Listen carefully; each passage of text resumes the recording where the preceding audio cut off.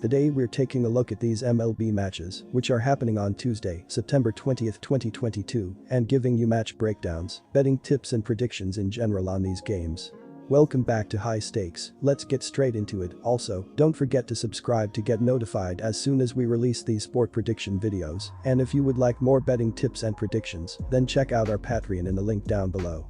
Our new Patreon is a way for us to help you improve your chances of making more money.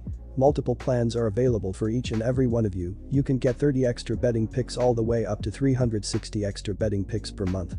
Stop wasting hours of your time searching for bad betting picks that ends up costing you a lot of money.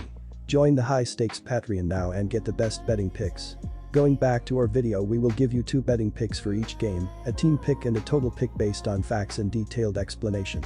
So make sure to watch our videos till the end so you don't miss any of our picks. Pittsburgh Pirates vs New York Yankees. This could be a bullpen game, but it won't matter against the Yankees, who want to finish up the regular season in a strong fashion.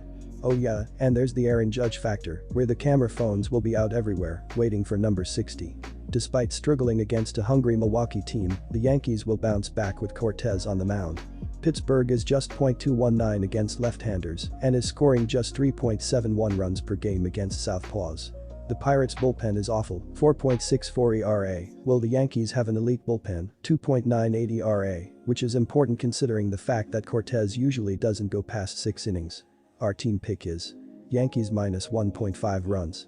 The Yankees have one of the best lineups in baseball, but I see both starting pitchers stepping up and controlling the game from the first pitch.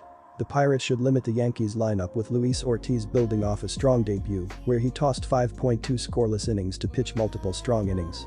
The Yankees should eliminate and potentially shut out the Pirates lineup that has only scored 8 runs in the last 4 games, with Nestor Cortez building off 3 starts, where he's only allowed 4 runs, and pitch multiple scoreless innings, with little to no contact at the plate.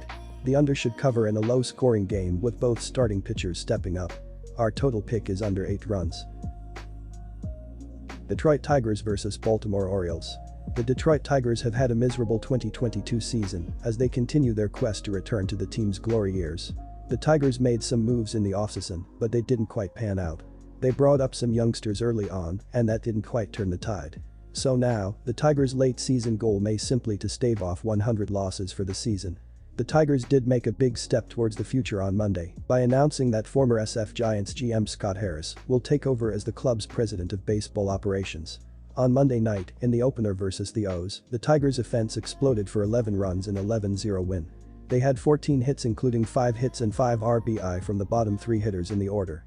One team that can certainly relate to the Tigers' futility is the Baltimore Orioles. Baltimore has lost over 100 games in 3 of the last 4 years, including 110 last year, which was the worst since the team moved to Baltimore in 1954. This season, however, the Orioles have put an emphasis on pitching, speed and defense, and have had the masses in Camden Yards cheering once again, as the team is on the cusp of a winning record. The playoffs are nearly out of reach at this point, but the Orioles have far exceeded expectations. On Monday night against the Tigers, the Orioles' quest for a winning record took a hit as they were pounded 11-0 and had just 2 hits as a team. Admittedly, Harris's hiring may change the motivation a bit in Motown down the stretch of the season.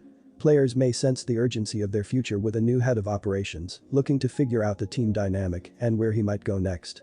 That said, I feel much stronger about the motivations in Baltimore right now. This is a pivotal close to a season that has shown so much promise for the Orioles. Anything less than an above .500 finish at this point would be deflating. Luckily, the Orioles are turning to Voth against the worst run-producing team in baseball in this matchup. In addition, the Orioles are a solid 26-14 against lefties this season, so their lineup should have its way with the Tigers' young lefty. It's late in the season and motivation can be a challenge, but this Orioles squad has shown heart in droves this season. Our team pick is Orioles for the win. The under 7.5 runs is also the play here as both Baltimore and Detroit's offense has struggled this season to score runs. The Orioles are 75-64-7 in hitting the under this season, while the Tigers are 79-55-12. Along with that, in the 3 games they have played against one another, they never went over 7.5 runs, as they averaged just 5 runs per game during that series. In Baltimore's last 10 games they are averaging 3.8 runs per game, while Detroit's offense is averaging also 3.8 runs per game, which is why I like the under here, as both teams struggle to get on base and don't have a ton of power to hit homers. Our total pick is under 7.5 runs. Atlanta Braves vs Washington Nationals. The Washington Nationals are heading for a 100-loss season and an uncertain future after trading away the core of the current team at the trade deadline.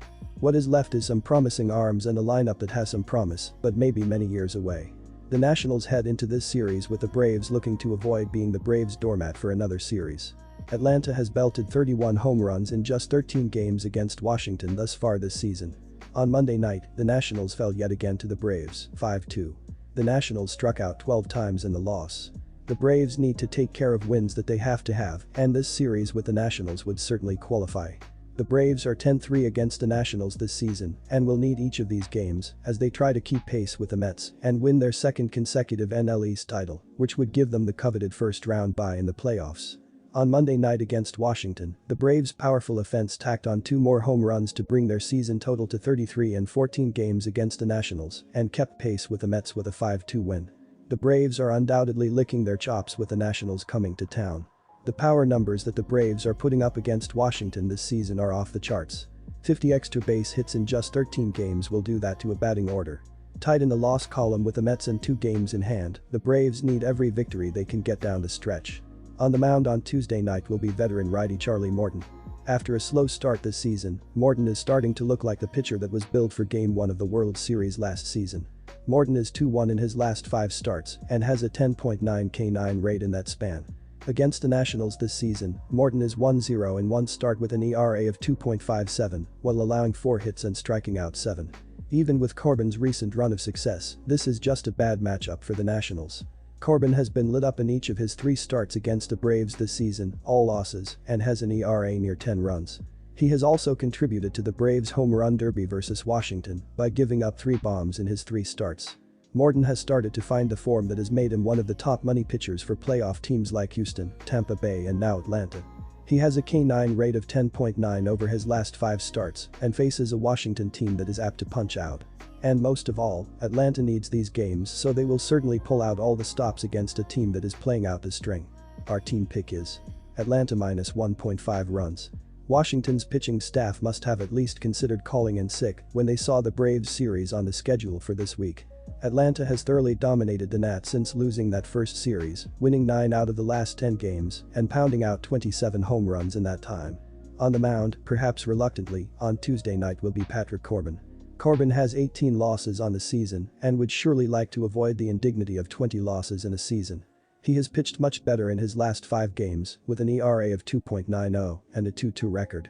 He is 0-3 in 3 starts this season against the Braves and has an unsightly 9.88 ERA. Lane Thomas is batting .252 to lead Washington and has a team-high 16 home runs.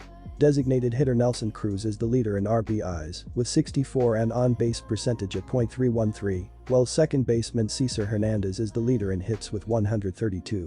On Tuesday, the Washington Nationals will send Patrick Corbin to the mound. The left-hander is 6-18 with a 6.11 ERA, 124 Ks and 46 BBs. Atlanta improved to 91-55 following its 5-2 victory over the Philadelphia Phillies on Sunday. William Contreras hit a home run to break a tie, and Spencer Strider improved to 11-5 in his rookie season.